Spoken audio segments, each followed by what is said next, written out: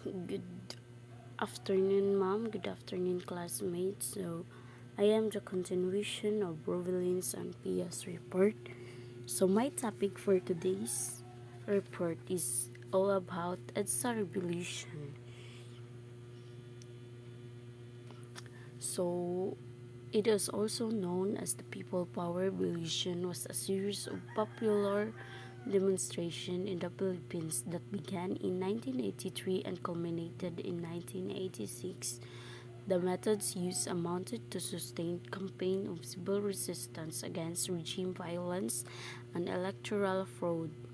So, Ferdinand and Imelda Marcos is criticized of their leadership as a complete control of government over its citizens, like the different human rights violations during the declaration of martial law, where specific individuals were captured, tortured, and worse, being killed. So, anang at time is daghan jud og nangamatay tungod sa martial law. Nya daghan og wala giganahan sa pagdumala ni Marcos. So, many of the peoples ranged against the government of Marcos due to many circumstances. The beginning of 1980, the economy of the country is lowering down, which result to high inflation rate or high prices of the basic needs.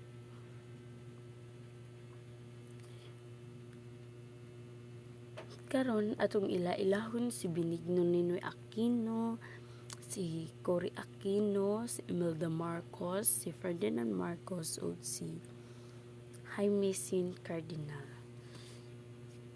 So, kinsa sino Ninoy Aquino? So, Ninoy Aquino soon emerged as a leading critic of the government of President Ferdinand Marcos. So, as a consequence, he is among those to be first arrested at the onset of martial law, later being sentenced to death. So, Aquino was assassinated on August 21, 1983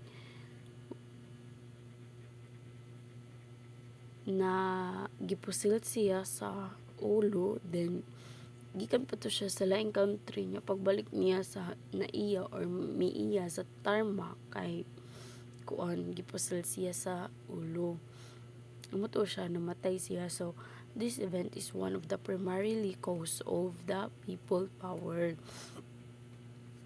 So, next is si Cory Aquino. So, in 1983, Aquino became active and visible in various demonstrating and protests held against the Marcos regime. So, she began to assume the mantle of leadership left by her husband and started to become the symbolic figurehead of anti-Marcos political opposition. So, si Cory kay siya ang ni kuan sa iyang bana, ni sunod sa iyang bana. So, next is si Jaime Cardinal Sin. So, Sin was best known for helping people topple dictator Ferdinand Marcos after the urge Filipino to troop to the main highway EDSA to protect rebel forces. So, his appeal over Catholic Church ran Radio Veritas prompted the bloodless EDSA People Power Revolution. So, si Jaime Cardinal Sin kay usa ni siya ka pare. So, iyang magkuan siya mga tao niya mo tumagampo sila. Then, with the help of prayers, the armed marine troops under the command of Marcos withdrew from the site. So, ari na sad ni Ferdinand Marcos. So, ika-10 siya nga president sa Philippines from 1956 to 1986. So, 11th Senate President of the Philippines. So, siya po'y pinaka-top sa bar exams with average of 98% atong 1939. So, built many helpful infrastructures that any other president of the Philippines, making the Philippines as its golden age and great again.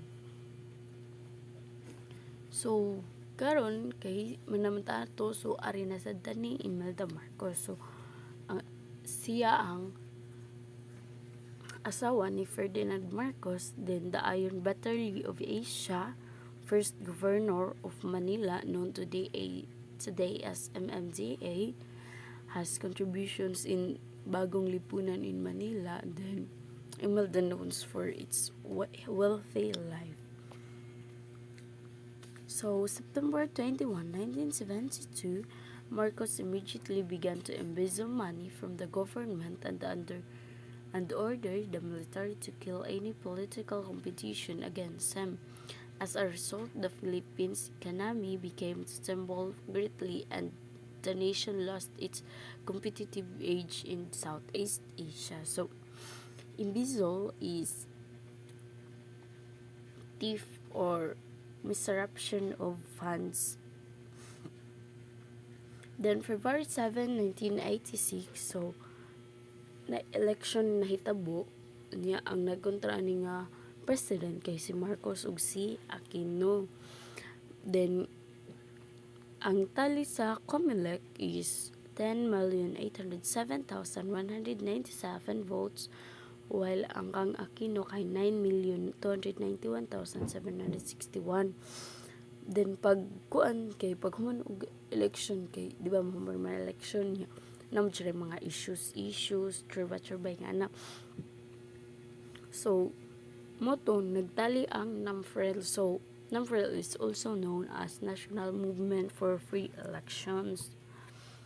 Nya ang ilahang natali is si Aquino ang daog, which is 7,835,070, while ang kang Marcos kay 7,053,068 points. So anak nga time kanang maura gihapon kay imbis na ibawaan nila nga si Aquino ang daog pero nakalingkod gihapon si Marcos. So